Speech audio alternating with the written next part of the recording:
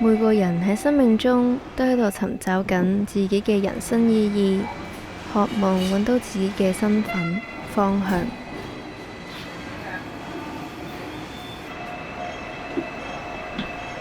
但係好多人仍然都喺宇宙中漫無目的咁漂流。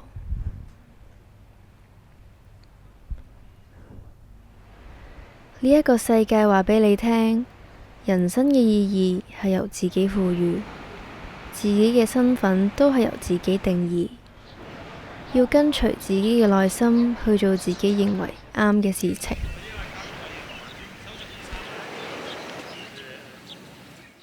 但係耶穌卻話：我就係道路、真理同埋生命。神愛世人，甚至將佢嘅獨生子賜俾佢哋，叫一切信佢嘅不至滅亡，反得永生。你若口裏宣認耶穌為主，心裏信上帝叫他從死人中復活，就必得救。因為人心裏信就可以稱義，口裏宣認就可以得救。